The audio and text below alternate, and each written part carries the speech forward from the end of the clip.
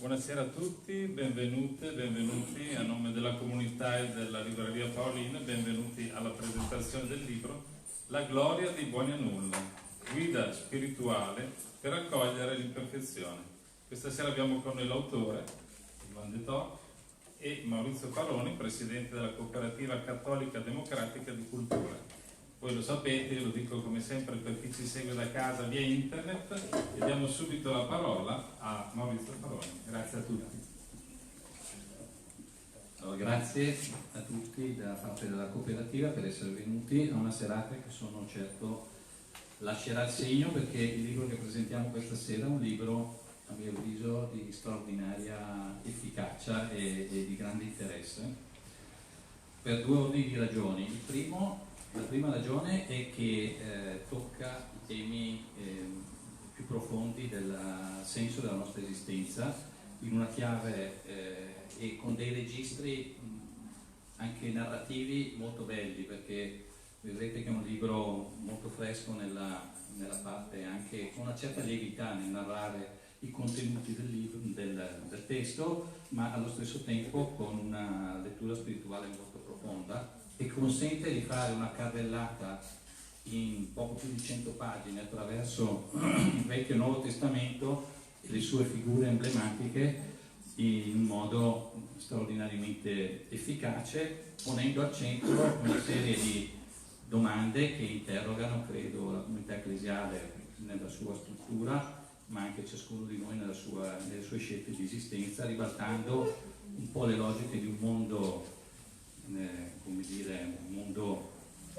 piuttosto inquieto, nel quale le logiche del potere, della sopraffazione, molto spesso della violenza, sembrano essere il canovaccio su cui la nostra storia si sta incamminando. Invece credo è un libro che può offrire un senso di speranza anche forse a chi speranza non ne ha più. È un libro profondamente colto, nonostante la qualità narrativa agile, quindi avrebbe potuto presentarlo tranquillamente un biblista o un esegeta, ma per coerenza col titolo si è deciso che lo presentassi io, quindi diciamo vi dovrete accontentare di un dialogo, diciamo, spero abbastanza accattivante, ma anche, diciamo, libero. L'autore Sylvain De Toc è un domenicano, un dottore in lettere e teologia, ha insegnato letteratura alla Sorbona di Parigi e all'Università Cattolica di Lione, è docente all'Institut Catholique di Tolosa e insegna patristica alla Pontificia Università San Tommaso d'Aquino all'Angelicum a Roma, e fa parte del comitato editoriale della Revue Thomiste. Quindi già dal curriculum vitae capite che il libro è molto fondato su una grande e approfondita conoscenza della parola, eppure lo comprenderete, è estremamente gradevole. La prima domanda che vorrei fare è come nasce e perché nasce questo libro. Grazie mille, buonasera a tutti. Pardon pour mon italien. Buonasera, mi scuso per non parlare italiano. Je ne pensais pas qu'un jour je viendrais en Italie parler de mon livre. Non avrei mai immaginato un giorno venire in Italia per parlare del mio libro. Ce livre est né il y a 3 ans. Questo libro è nato 3 anni fa. Il y a 3 ans, les frères dominicains m'ont demandé d'être le prédicateur du pèlerinage du rosaire à Lourdes. E 3 anni fa i frati domenicani mi hanno chiesto di essere il predicatore del pellegrinaggio del Rosario a Lourdes. C'est un très très grand pèlerinage. È un pellegrinaggio molto importante. À peu près 20 000 pèlerins. Sono circa 20.000 pellegrini. Donc c'est le plus grand pèlerinage francophone aujourd'hui à Lourdes. È il più grande pellegrinaggio francofone oggi a Lourdes. Donc on demande à un frère dominicain chaque année de donner des homélies, des conférences et d'écrire un livre. Ogni anno si chiede a un fratello domenicano di preparare dare conferenze e di scrivere un libro. Et cette année-là, donc, on m'a demandé d'écrire et de prêcher sur le thème de Bernadette. Sainte Bernadette était envoyée en mission. E quell'anno mi hanno chiesto di predicare sul tema di Santa Bernadette mandata in missione. La Vierge Marie avait dit à Bernadette, allez dire aux prêtres qu'on bâtisse ici une chapelle. E era stato chiesto, la Vergine aveva chiesto a Bernadette, andate a dire ai preti che qui si possa costruire una cappella. Et c'est très dominicain comme thème, allez dire. È molto domenicano come tema, andate a dire. Nous sommes chargés d'aller dire au monde la bonne nouvelle de l'Évangile. Siamo incaricati di andare a dire al mondo la buona notizia del Vangelo. Mais vous savez peut-être que Bernadette, au début, elle n'a pas réussi sa mission. E forse sapete che all'inizio Bernadette non è riuscita la sua missione. Le curé ne voulait pas la croire, il ne voulait rien entendre. Il prete non voleva crederla, non voleva sentire niente. Et j'ai commencé à réfléchir sur ce thème que Bernadette était en fait une erreur de casting. E questo mi ha portato a pensare, ma infatti Bernadette de Lourdes era un errore di casting.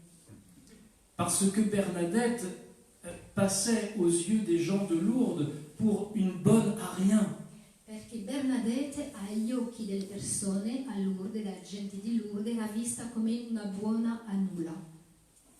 Et j'ai même lu dans des livres très, très sérieux sur Lourdes que les parents de Bernadette étaient aussi traités de bons à rien par les gens de Lourdes. E ho anche letto in libri seri che anche i genitori di Bernadette erano visti come buoni a nulla. Alors je me suis dit que Dieu aime peut-être choisir des bons à rien pour accomplir la mission qu'il leur confie. E allora ho pensato, ma forse Dio ama scegliere i buoni a nulla per compiere la missione che affida a loro. Et pour finir la présentation rapide de la naissance de ce livre, E per concludere la presentazione rapida della nascita di questo libro, le frère dominicain qui m'a édité aux éditions du Cerf, il frate domenicano che è il mio editore all'edizione francese Cerf, il a proposé le titre La gloire des bons à rien. ha proposto, è lui che ha proposto il titolo La gloria dei buoni a nulla.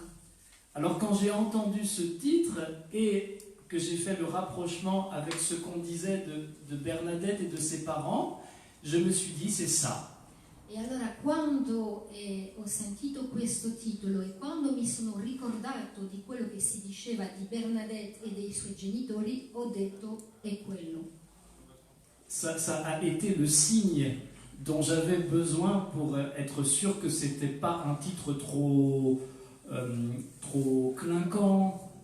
Era il segno che mi serviva per essere sicuro che non era un titolo un po' troppo da attirare l'attenzione. Voilà, et puis après, le théologien que je suis a relu la Bible, les pères de l'Église, les grands théologiens. E poi, dopo il domenicano che io sono, ha riletto la Bibbia, i padri della Chiesa e i teologhi, pour comprendre comment cette histoire de Bernadette, elle commençait en réalité avec les saintes femmes, les apôtres, les ancêtres du Christ. per capire che la storia di Bernadette incomincia con le sante donne, gli apostoli e i profeti.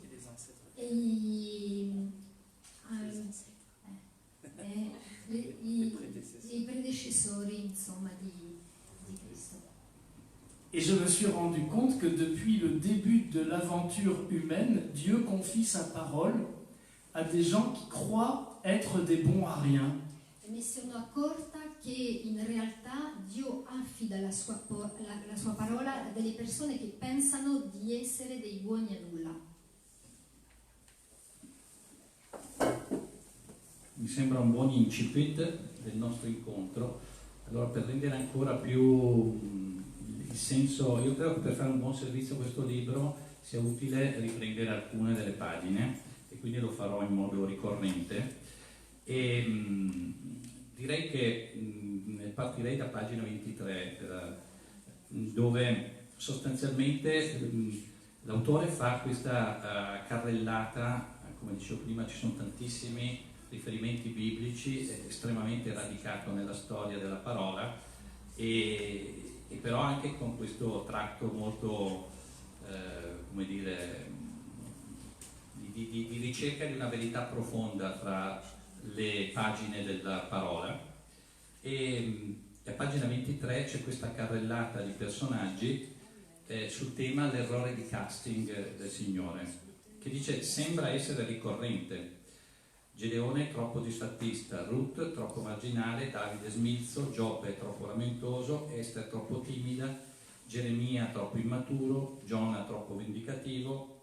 Poi passiamo al Nuovo Testamento, e Pietro, mi è piaciuta questa frase, diciamo Pietro il codardo, così rassicurante per gli uomini di chiesa che il primo codardo sia proprio Pietro. Effettivamente, diciamo, lo vedo molto rassicurante anche per ciascuno di noi.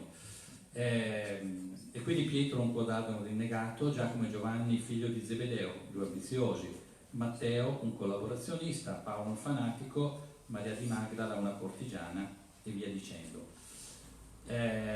Su ciascuno di questi personaggi c'è ovviamente una lettura molto più profonda di questa carrellata, diciamo un po' provocatoria, ma mi è parso, anche visto il contesto in cui stiamo parlando di un libro, siamo in un contesto di una libreria, che fosse molto interessante approfondire due di queste figure che hanno dei tratti, una dell'Antico e l'altra del Nuovo Testamento, che in parte le accomunano, e cioè Mosè, che viene definito nel libro un profeta balbuziente e certamente assai poco attento al political correct e a compiacere il suo popolo, quindi un pessimo politico senz'altro, e Paolo che si autodefinisce un oratore mediocre, eppure entrambi capaci di cambiare la storia di interi popoli. E allora la domanda che volevo fare era: forse dobbiamo un po' sradicare dalla mentalità corrente che è così intrisa di comunicazione, diciamo,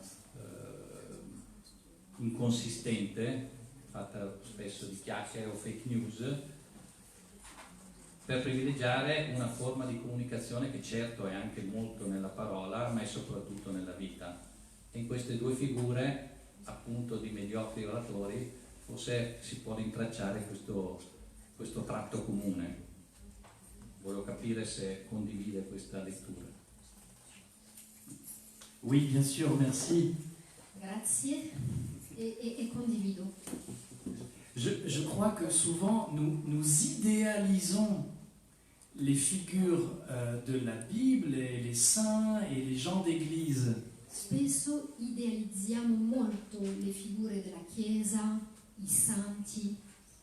Je reprends une anecdote et je vais revenir vers Moïse et Paul. E voglio darvi un aneddoto e poi dopo torno a Mosè e Paolo. Je reprends l'histoire de Bernadette Soubirous à Lourdes. Allora, voglio riprendere la storia di Bernadette Soubirous a Lourdes. Bernadette était très célèbre après les apparitions de Lourdes. Elle était considérée comme une grande sainte, une grande mystique. Dopo le apparizioni Bernadette era molto famosa, era considerata come una grande mistica. Et elle était très jeune, elle avait une vingtaine d'années quand elle est arrivée dans un couvent. Ed era molto giovane, aveva circa una ventina di anni quando è arrivata in convento. Et quand elle est arrivée dans le couvent de Nevers pour se retirer, E quando è arrivata nel convento di Nevers per ritirarsi, per vivere in convento, il y a une jeune religieuse qui a dit « Oh, c'est ça Bernadette. E una giovane religiosa, vedendola, ha detto: ah, ma è questo Bernadette? Et Bernadette a répondu, eh oui, ce n'est que ça. E Bernadette ha risposto: eh sì, è solo questo. Hein? On idéalise les amis de Dieu, ils sont souvent beaucoup plus simples. Idealizziamo gli amici di Dio, ma spesso sono molto più semplici. Cela veut dire que nous pouvons tous devenir de grands amis de Dieu aussi. Questo vuol dire che tutti noi possiamo diventare grandi amici di Dio. Alors, Moïse et Paul sont deux figures très touchantes, très attachantes de la Bible. Allora, Mosè e Paolo sono due figure della Bibbia molto toccanti. On imagine, vous savez, Moïse, quand j'étais petit, Moïse, c'était comme dans le film Les 10 commandements. E quando ero piccolo, sapete, Mosè era visto come nel film, lo vedevo come nei film I 10 Comandamenti. Un héros de péplum très fort, È un eroe di peplum molto forte, qui résiste à Pharaon. che resiste al faraone. Mais quand on lit le livre de l'Exode dans la Bible, Ma quando si legge il libro dell'Esodo nella Bibbia, on réalise que la première réaction de Moïse realizziamo che la prima reazione di Mosè a été de dire à Dieu, ah non, ça doit pas être moi la personne choisie. e realizziamo che lui dice a Dio: no, non deve essere io la persona scelta. Et vous vous rappelez pourquoi Moïse dit qu'il ne peut pas être la bonne personne. E ricordate perché Mosè dice che non può essere la buona persona? Dieu lui demande d'être le porte-parole auprès de Pharaon. Perché Dio gli chiede di essere il portavoce presso i faraoni. Mais Moïse bégaye. Bouc, bouc, bouc, bouc, bouc. Ma Mosè balbetta, Moïse ne sait pas parler. non sa parlare. C'est très embêtant de prendre un porte-parole qui ne sait pas parler. È un problema prendere un portavoce che non sa parlare. Il y a aussi cette situation avec Saint Paul dans le Nouveau Testament. C'è anche nel Nuovo Testamento questa situazione con San Paolo. Saint Paul explique qu'il est un très mauvais orateur. San Paolo spiega che è un pessimo oratore. Mais peut-être que si Dieu choisit de mauvais porte-parole, de mauvais orateurs, Ma forse se Dio sceglie cattivi oratori, c'est parce qu'il veut qu'on fasse plus attention au message qu'au messager. e perché Dio vuole che siamo più attenti al messaggio che ai messaggeri. Le message est plus grand que le messager.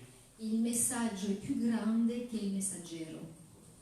Et Paul lui-même trouve une très belle image pour expliquer cela. E Paolo trova un'immagine molto bella per spiegare questo. C'est l'image des vases d'argile. È l'immagine dei vasi d'argillo. Il dit, nous les apôtres, nous sommes comme des vases d'argile. Lui dice: noi apostoli siamo come i vasi d'argillo.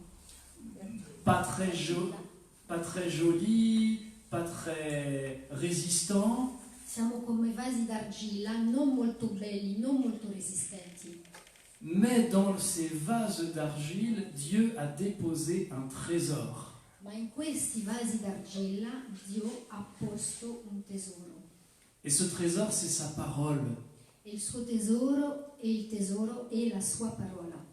Nous sommes tous des vases d'argile. Siamo tutti vasi d'argilla. Et dans ces vases d'argile, par notre baptême, Dieu a déposé sa parole. E in questi vasi d'argilla, con il nostro battesimo, il Signore Dio ha messo la sua parola. Donc nous pouvons être persuadés que nous sommes tous capables, avec nos petits moyens, d'être des témoins de la parole. E allora dobbiamo essere convinti che con i nostri mezzi, con le nostre debolezze, possiamo essere testimoni della parola. Et vous voyez que c'est une merveilleuse nouvelle quand nous arrêtons d'idéaliser les saints. E vedete che è una bellissima notizia quando smettiamo di idealizzare i santi. C'est la sainteté pour tous, en fait. È la santità per tutti, infatti. La sainteté pour tous et la mission, l'évangélisation pour tous. La santità per tutti, la missione e l'evangelizzazione per tutti. Le plus important, c'est que par notre baptême, nous sommes sanctifiés par Dieu et envoyés en mission. Con il nostro battesimo siamo santificati da Dio e mandati in missione. Alors c'est vrai qu'à l'époque où on met l'accent sur la performance et l'excellence de la communication, c'est bizarre. Ed è vero che in un periodo dove si mette molto l'accento su il fatto di essere molto performanti e sulla comunicazione sembra strano. Et je crois que c'est vraiment l'occasion de nous rappeler que le message est plus important que les messagers. E penso che sia veramente l'occasione di ricordarci che il messaggio è molto più importante che i messaggeri. Je termine en disant que comme frère prêcheur, comme dominicain, Concludi dicendo che come frate predicatore, come domenicano, je ne suis que le messager ou un messager parmi d'autres. sono soltanto un messaggero fra altri. Et heureusement pour nous, le message est plus grand que moi. E per fortuna per noi il messaggio è molto più grande di me. Grazie, molto bello e profondo questo angolo visuale. Andando ancora un po' più oltre in questo percorso, il libro insiste molto sul fatto che, in parte l'abbiamo già intravisto in queste prime risposte, che questi errori di casting hanno evidentemente una traccia voluta e che l'autore identifica in questa scelta di uomini che abbiano coltivato, lui dice, l'arte di essere terrosi. E dice: più il personale della scrittura si mostra terra a terra, più ci rivela che ha un segreto da insegnarci, l'arte di essere terrosi. L'atteggiamento spesso maldestro, magari solo all'inizio, dei collaboratori che si è scelto, non ha scoraggiato Dio, che è un vasaio paziente e un buon giardiniere. Esitazioni, cadute e ricadute, peregrinazioni, persino passi indietro, niente di tutto questo ha indotto il creatore ad esistere dal suo benevolo disegno. E poi ho trovato un'altra frase che io trovo veramente molto, diciamo, rappresentativa di qual è il senso più profondo di questa arte di essere terrosi e di questa capacità di apparente casting inverso del Signore, dove dice che questa connotazione dell'uomo selezionato in questi casting inversi è quella capacità di pensare che il rapporto tra la vita terrena con la vita in cielo non è quello tra il male e il bene, ma tra il male e il meglio. Perché essere cristiani, dice nel libro, non dispensa dall'essere umani.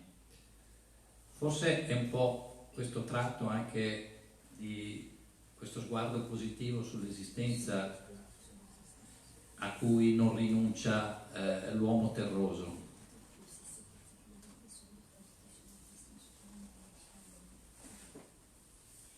Merci pour cet éclairage sur un aspect important de ce livre, c'est le fait que nous sommes des terriens, nous sommes faits en terre.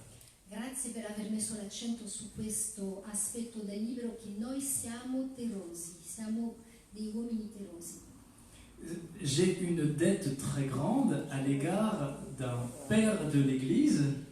E ho una detta molto importante in confronti di un padre della Chiesa, diciamo, sono molto vicino a un padre della Chiesa. Et ce père de l'Église, c'est Saint Irénée de Lyon. E Sant'Ireneo di Lione. Le pape François l'a proclamé docteur de l'Église il y a 3 ans. È stato proclamato da Papa Francesco 3 anni fa dottore della Chiesa. C'est un évêque de la fin du IIe siècle. È un vescovo della fine del secondo secolo e XII secolo. Donc, c'est un évêque qui a dû expliquer aux chrétiens autour de lui E lui ha dovuto spiegare ai cristiani intorno a sé que nous ne sommes pas des anges, che non siamo angeli, nous ne sommes pas de purs esprits. non siamo puri spiriti. Et il a dû combattre contre des chrétiens hérétiques E lui ha dovuto lottare contro dei cristiani, contro degli eretici, des hérétiques qu'on appelle les gnostiques, le gnostiche, Hein? e la gnostica? Gnostici. I gnostici. Agnostici. no, No, i gnostici. No, i gnostici, les gnostiques. C'est-à-dire des gens qui pensaient que nous sommes une âme tombée dans un corps. Erano persone che pensavano che siamo un'anima caduta in un corpo Et que le but de la vie terrestre, c'est de libérer l'âme du corps. e che lo scopo della vita terrestre è liberare l'anima del corpo. Et ça, c'est pas chrétien. E questo non è cristiano. Donc, j'essaye dans ce livre de reprendre une bonne anthropologie chrétienne. In questo libro io cerco di riprendere una buona antropologia cristiana. Et pour vous donner une idée, je prends cet exemple très simple chez Saint Irénée. E prendo un esempio molto semplice da Sant'Ireneo. Le verset biblique le plus cité chez Saint Irénée, devinez, Indovinate qual è il versetto più citato da Sant'Ireneo? Genèse 2,7. È Genesi 2,7. C'est le verset dans lequel Dieu met la main dans la glaise, dans la boue, È il versetto nel quale Dio mette la mano nell'argila pour nous façonner, pour nous faire dans la terre. per farci nella terra. Et Irénée dit, Dieu, le Père, E Ireneo dice Dio Padre il a 2 mains, ha 2 mani, son Fils et son Esprit Saint. suo figlio e lo Santo Spirito, lo Spirito Santo. Donc Dieu, Père, Fils et Saint-Esprit façonnent l'homme dans la glaise. Dio Padre, Figlio e Santo Spirito e fa l'uomo nell'argila. Ça veut dire qu'on est en relation avec Dieu, avec ce que nous sommes sur la terre. E questo vuol dire che siamo in relazione con Dio, con quello che noi siamo sulla terra. Et depuis l'époque d'Irénée, il y a eu souvent la tentation de croire qu'on pouvait être chrétien sans notre corps de terre. E spesso c'è stata la tentazione di pensare che potevamo essere cristiani senza il nostro corpo su questa terra. Souvent un christianisme qui évacue la chair. Un cristianesimo che allontana o che elimina la carne. Et Irénée enseigne que le salut, c'est le salut de la chair. E Ireneo insegna che la salvezza è la salvezza della carne. En français, on parle beaucoup du salut des âmes. In francese si parla molto della salvezza delle anime. C'est une expression très traditionnelle, j'imagine qu'en italien, vous l'avez aussi. È una espressione che si usa molto, immagino che pure in Italia. Mais le salut, c'est le salut de l'homme, de l'être humain tout entier, intégral. Però la salvezza è la salvezza dell'uomo intero. Et donc, dans la traduction latine de Saint Irénée, on trouve cette expression salus carnis. Salus carnis è questa espressione latina che si ritrova da Santire Deo, le salut de notre chair. la salvezza della nostra carne. Alors, je crois qu'il y a, pour finir sur ce point, une expression qui est très éclairante, un jeu de mots. Allora penso, per concludere su questo, che c'è un'espressione molto interessante, un gioco di parole. Cette expression, en français, on va essayer de la traduire en italien. Proviamo a tradurla in italiano in un'espressione francese. Souvent, donc, il y a des chrétiens qui voudraient être comme des anges, qui voudraient être angéliques. E ci sono dei cristiani che vorrebbero essere come degli angeli, angelici. Mais il vaut mieux être évangélique que angélique. Però è meglio essere evangelici che angelici, Parce que nous ne sommes pas des anges. perché non siamo angeli. Et quand nous serons au ciel, E quando saremo in cielo, nous y serons au terme de l'histoire du salut, lo saremo al termine della storia della salvezza, avec notre corps de terre. con il nostro corpo di terra, il nostro corpo terroso. Bien sûr, pas comme il est maintenant, Ovviamente non come è adesso, mais transfiguré dans la gloire de Dieu, ressuscité et transfiguré dans la gloire de Dieu comme Jésus. ma trasfigurato, risuscitato nella gloria di Dio come Gesù. La gloire des bons à rien, elle est là. La gloria dei buoni a nulla è proprio lì. Quand nous regardons Jésus ressuscité, ou Marie, la Vierge Marie dans son Assomption, nous contemplons le travail fini. Quando vediamo Dio risuscitato o la Vergine Maria nella sua assunzione, vediamo proprio il lavoro finito. Et vous voyez que Jésus ressuscité ou la Vierge Marie dans la gloire ne sont pas des anges.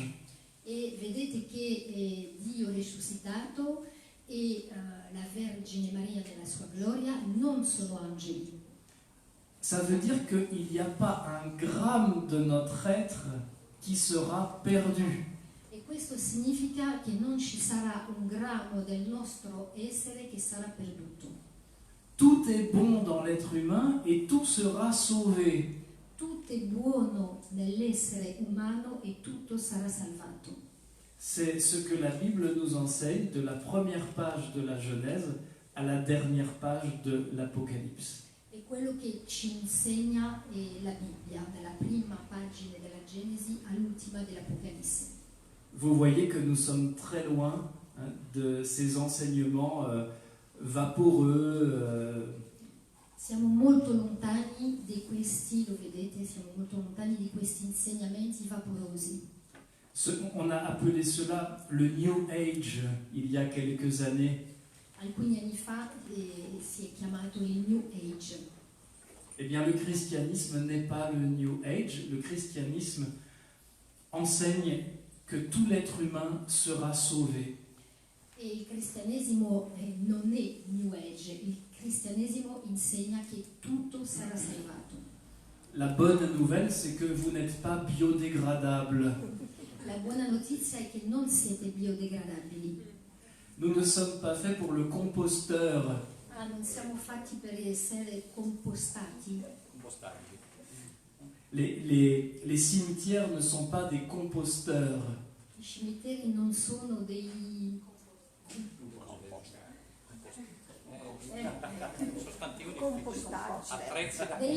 dove si fa il composto.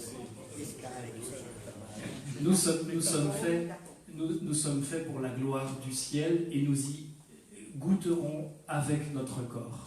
Siamo fatti per la gloria del cielo e lo assaggeremo con il nostro corpo. Siccome questo appunto è un passaggio che è abbastanza difficile qualche volta anche per noi stessi razionalizzare, vorrei concludere questa spiegazione che ha appena fatto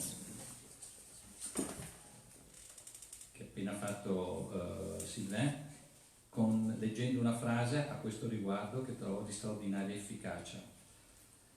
E dice: sicché ancora oggi, davanti a un uditorio spesso perplesso e talvolta sconcertato, predichiamo allegramente, qui penso voglia dire con naturalezza, con gioia, la resurrezione della carne.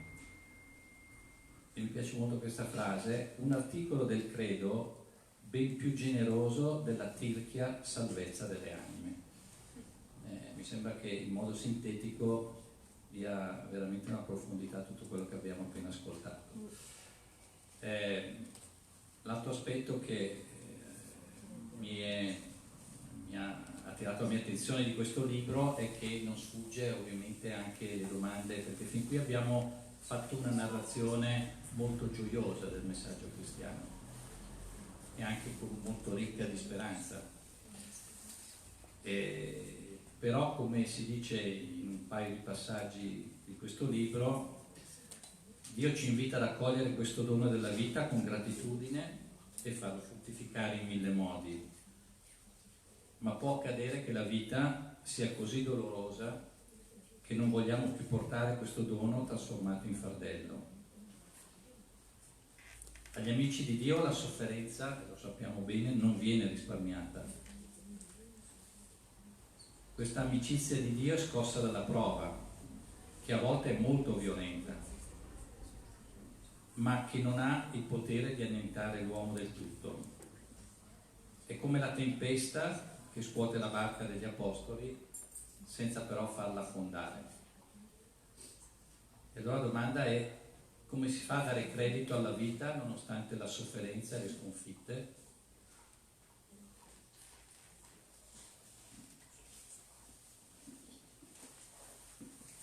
Merci pour la question. Grazie per la domanda. C'est une bonne question, vous ne trouvez pas? È una buona domanda, non trovate? Question difficile, È una domanda difficile, mais je crois que spontanément, nous pensons que la vie avec Dieu, c'est pour après les épreuves. spesso spontaneamente pensiamo che la vita con Dio è dopo le prove, Comme si Dieu n'était pas présent quand nous traversons une épreuve. come se Dio non fosse presente quando stiamo vivendo una prova, un momento difficile. Alors, il est bon de se rappeler ce qui s'est passé dans le désert avec les Hébreux. Allora è molto importante ricordarci quello che è successo nel deserto con gli ebrei. Ils ont traversé de très nombreuses épreuves. Hanno attraversato numerose prove, numerose difficoltà. Et à chaque épreuve, ils se sont révoltés contre Dieu. E a ogni prova si sono rivoltati contro Dio. D'abord, il y a la mer Rouge. Il Mare Rosso, Après, on a faim. hanno avuto fame, Alors Dieu va donner du pain, la manne. allora Dio dà il pane, la manna. On veut de la viande. Alors Dieu va donner l'écaille. Allora vogliono la carne, On veut de l'eau à boire. Alors Dieu va donner de l'eau. hanno sete, allora Dio dà l'acqua. On arrive seulement après quelques jours de traversée à l'entrée de la terre promise. Dopo alcuni giorni arrivano all'ingresso della terra promessa Et ça ne nous plaît pas. e non gli piace. Donc vous voyez, il y a beaucoup d'étapes. Ça se répète longtemps. Ci sono tante tappe che si ripetono per tanto tempo. Et cette répétition, elle va durer dans toute l'histoire du peuple juif dans l'Ancien Testament. E questa ripetizione dura durante tutto il periodo dell'Antico Testamento. Et cette longue histoire montre que Dieu est tout le temps présent et qu'il n'abandonne jamais la partie. E questo dimostra che Dio è sempre presente, che non abbandona mai.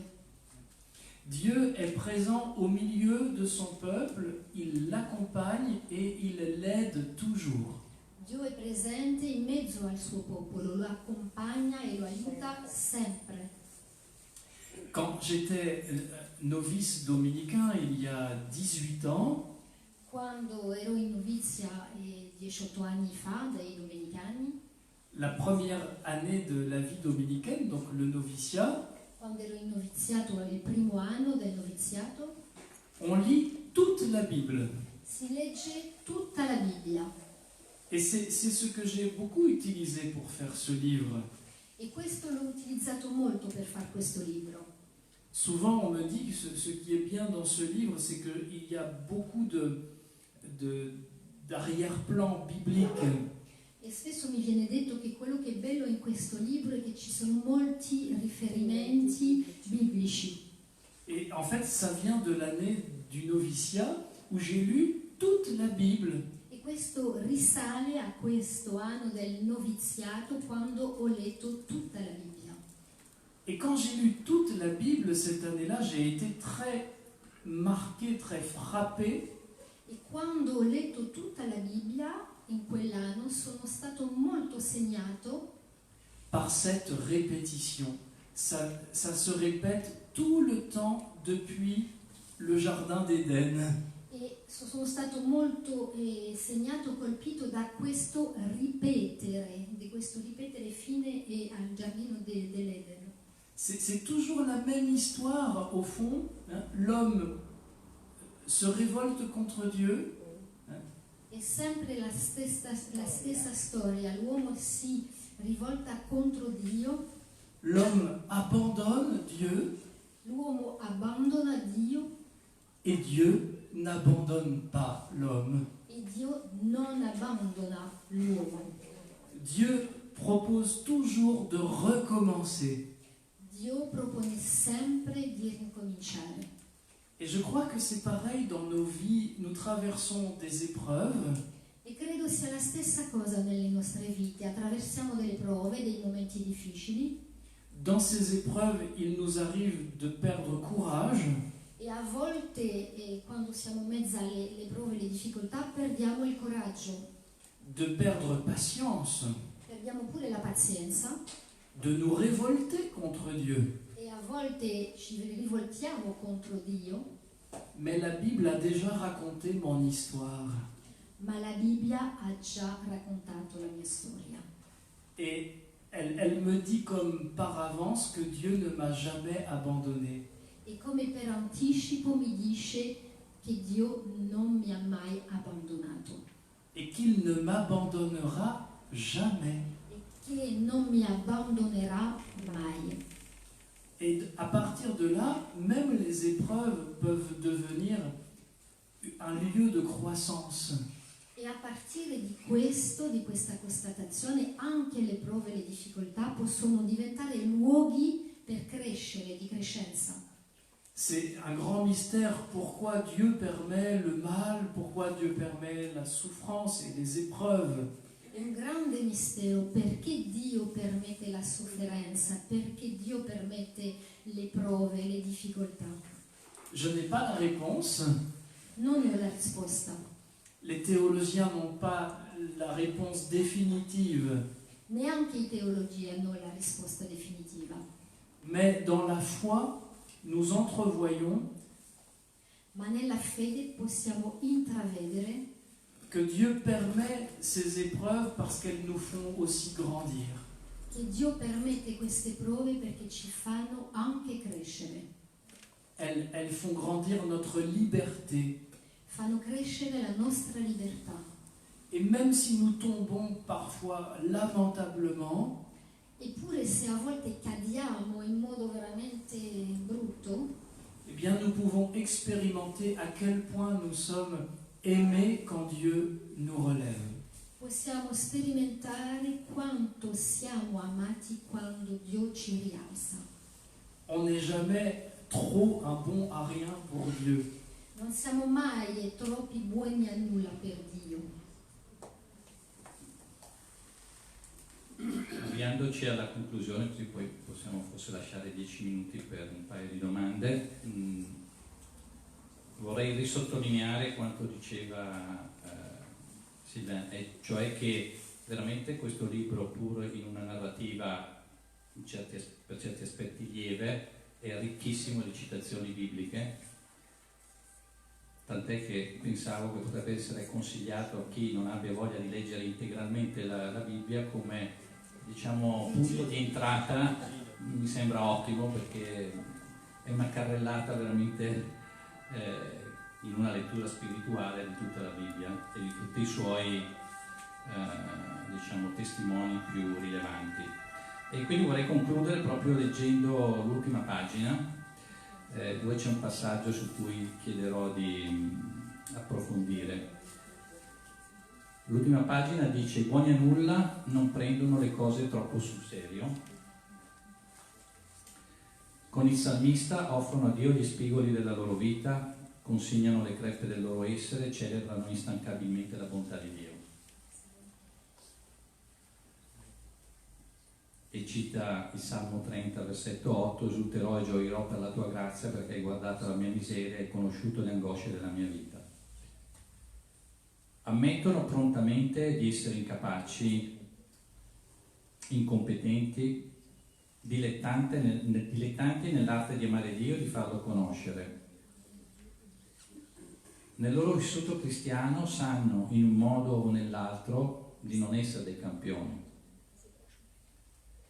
E la vita prima o poi ha fatto sì che le loro illusioni si sgonfiassero. La conclusione, che è quello su cui vorrei che Steven approfondisse, è questa frase per me molto significativa. Di questi limiti non ne soffrono. Cioè dice, i buoni a nulla hanno questa caratteristica, non soffrono per questo limite, la loro gloria è Dio. Sperando che funzioni. No. C'è un cellulare che... Forse. Oui, je me souviens très bien de cette conclusion. Quand on écrit un livre, il y a des moments importants hein, où on entend presque les mots dans sa tête. Mi ricordo molto bene di questa conclusione. Quando si scrive un libro ci sono momenti molto importanti e quasi si sentono le parole nella testa.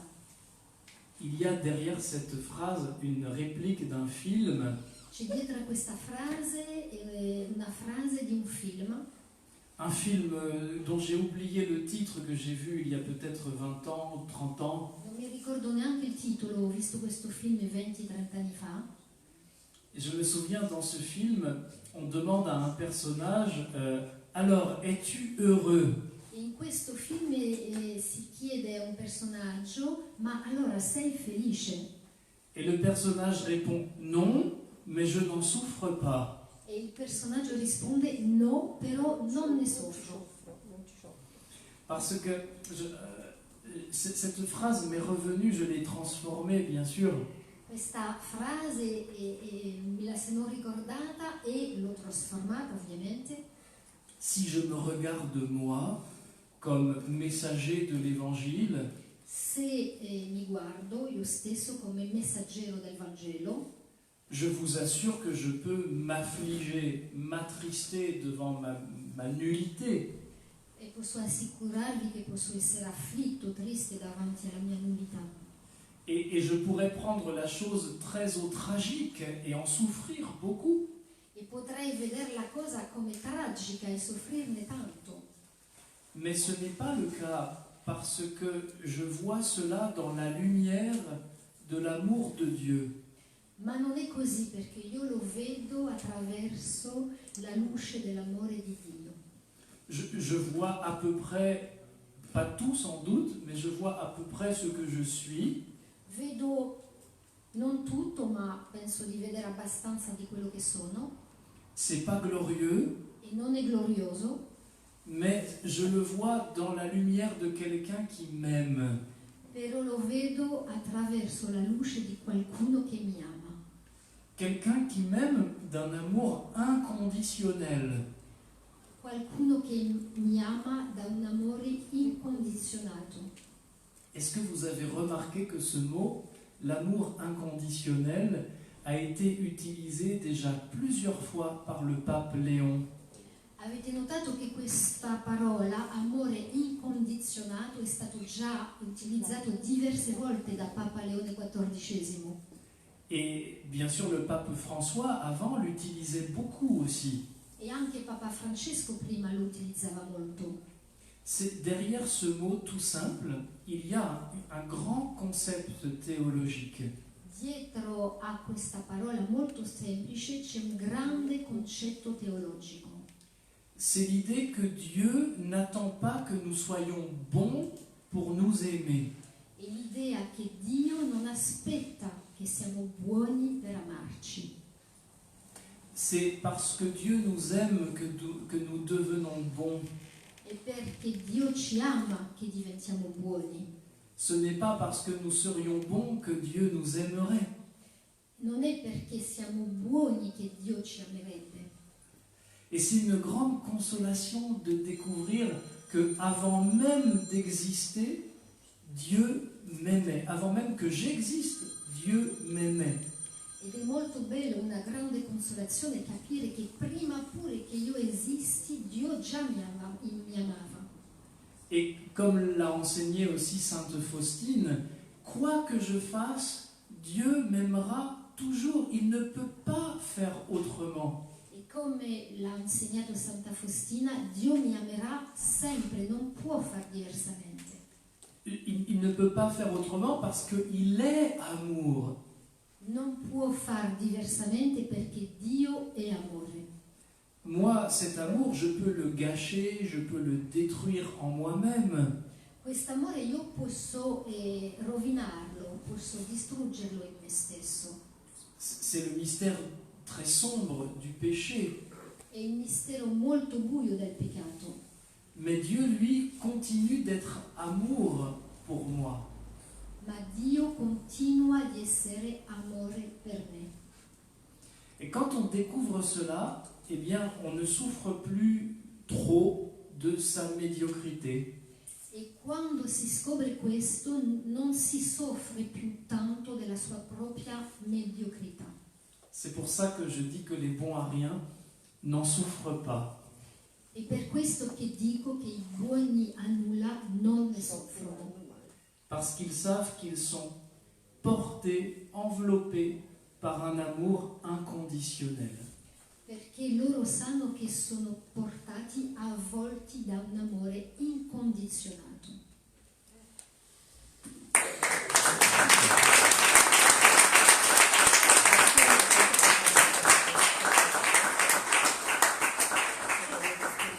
Resta comunque un esercizio difficile.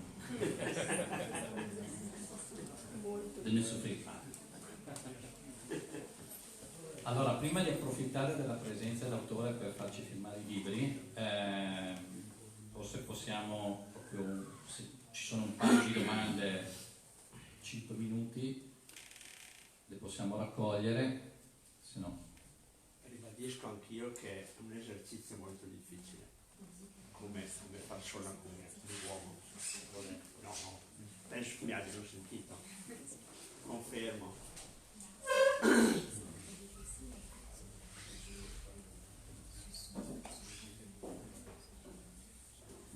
Oui, c'est la chose la plus difficile peut-être dans la foi chrétienne, de croire que nous sommes aimés à ce point. Forse la cosa più difficile nella fede cristiana è di sapere, di pensare che siamo amati a questo punto. Et c'est normal parce que le tentateur, le démon, essaye de nous faire croire que ce n'est pas possible. Ed è normale perché il diavolo tenta di farci pensare che non è possibile. Tout le jeu du combat spirituel consiste à nous faire désespérer de l'amour de Dieu pour nous. E tutta questa lotta spirituale consiste a farci credere e a farci dubitare dell'amore incondizionato di Dio per noi. C'est le drame d'ailleurs de Satan È il dramma del diavolo, di Satano, qui désespère de l'amour de Dieu pour lui che desispera dell'amore di Dio per lui. il en désespère éternellement parce qu'il a rejeté cet amour éternellement. E lui è disperato eternamente perché lui ha rigettato questo amore di Dio. Et il ne peut plus voir que Dieu est amour et que toutes les créatures de Dieu sont aimées. E lui non può più vedere che Dio è amore e che tutte le creature di Dio sono amate. Si Dieu cessait d'aimer une créature, cette créature n'existerait plus. E se Dio cessasse di amare una creatura, questa creatura non potrebbe più esistere. C'est saint Thomas d'Aquin E San Tommaso d'Aquino, qui enseigne que la miséricorde de Dieu, San Tommaso d'Aquino insegna che la misericordia di Dio c'est le plus grand attribut de Dieu, è il più grande attributo di Dio, parce que c'est en prenant pitié de notre néant e perché avendo pietà del nostro nulla, que Dieu nous crée. Sinon, nous n'existerions pas. che Dio ci crea, perché se no non potremmo esistere. Souvent, nous pensons que la miséricorde, c'est Dieu a pitié de nos péchés. Spesso pensiamo che la misericordia significa Dio ha pietà dei nostri peccati. Mais saint Thomas dit que non, Dieu a pitié d'abord de notre misère de créature, notre misère métaphysique. Però no, San Tommaso d'Aquino dice che no, Dio ha pietà della nostra miseria. Si nous ne pouvons pas exister par nous-mêmes, Non possiamo esistere a partire di noi stessi. c'est Dieu qui nous fait exister, c'est Dieu qui nous crée, qui nous pose dans l'être. È Dio che ci crea, è Dio che ci fa essere. Et c'est un acte d'amour. Ed è un atto d'amore. Dieu est libre de nous créer et nous pourrions ne pas exister. Dio è libero di crearci, potremmo non esistere. Et saint Thomas explique après les pères de l'Église San Tommaso d'Aquino spiega, dopo i padri della Chiesa, que tout ce qui existe est connu et aimé de Dieu, aimé de Dieu. che tutto quello che esiste è conosciuto e amato da Dio. Tout ce qui existe est voulu par Dieu. Tutto quello che esiste è voluto da Dio. Donc si Dieu ne voulait pas que j'existe, je n'existerais pas. Se Dio non avesse voluto che io esistesse, non esisterei. Et vous voyez, ça c'est vraiment le socle solide de la foi chrétienne. È proprio il solco molto importante, molto forte della fede cristiana. On peut toujours s'appuyer sur cet amour éternel pour nous. Possiamo sempre appoggiarsi su questo amore eterno per noi. Et quand on croit cela, quelles que soient les chutes, les péchés, les épreuves, E quando crediamo in questo, malgrado le prove, le cadute, i dolori, on peut perdre beaucoup de batailles au combat spirituel, possiamo perdere tante battaglie nella lotta spirituale, mais on ne perd pas la guerre. però non perdiamo la guerra. C'est le démon qui perd la guerre. È il diavolo che perde la guerra. Il l'a perdue. L'ha già persa. En Jésus ressuscité, nous contemplons la victoire du bien, hein, et de l'amour sur le péché et la mort. In Cristo risolto e noi possiamo vedere la vittoria del bene sul male. Alors si je peux aider par ce petit livre ou d'autres choses les gens à croire cela, je ne perds pas mon temps. Allora, se grazie a questo libro posso aiutare le persone a credere in questo, non ho perso il mio tempo. Grazie a tutti. Buona serata. Buon